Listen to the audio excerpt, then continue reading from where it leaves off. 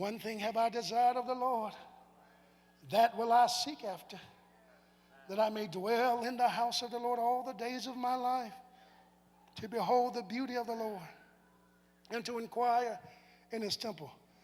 Dr. Jackson, this is my favorite verse right here. This is my favorite verse. If I don't finish the sermon, y'all forgive me.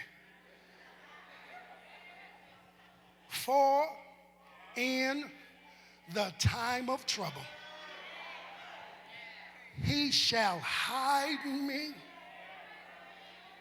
in his pavilion, in the secret of his tabernacle shall he hide me. He shall set me up upon a rock. I want you to think about this, that in our time of struggle, troubles in our life, that we serve a God who does not disconnect himself from our experience. It says that we serve a God that when we get in trouble, that our God will not only hide us, but God will also set us up on a rock. Let me tell you, here's why being set up on a rock is so important. The enemy is looking for us.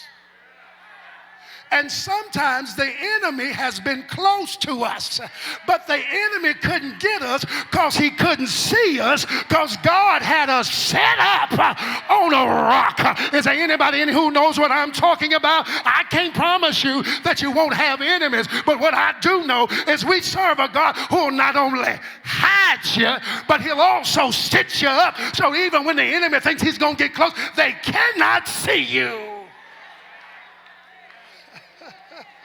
That's why when the struggle is real, tell somebody, dwell in the safety. Let me talk to my little people real quick. I love the Toy Story movies. But one of the things I notice, that as long as Woody and Buzz Lightyear and Forky and Mr. Potato Head, as long as they stay in the toy case, there is no trouble. But soon as they get themselves out of that toy case, all kinds of things pop up. Y'all know what I'm talking about. But same thing for believers. See, let me tell the truth, then I'm going to move quickly. It's 11:30. Let me tell you, there have been times when God set me up on a rock and I crawled off the rock. Y'all better talk to me in the church. Crawled off the rock because I wanted to prove to folk. And let me tell you something. I know you better stay up on that rock.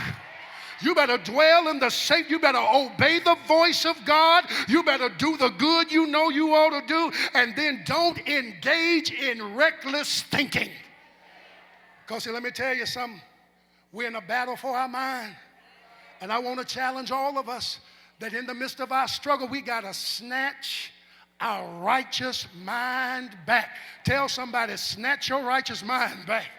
And in fact, just snatch it back in the spirit. Just snatch. Because how many folk can testify that sometimes our minds detour and go in locations and we stay in spaces that we shouldn't be? Snatch your mind back, but then don't engage in reckless or erratic behaviors. We dwell in the safety. Know that there are consequences to our actions. There are consequences even to our words. But when we dwell in the safety of Almighty God, God will keep us covered. Let me tell you, some folk talk about if the walls could talk. Forget about the walls.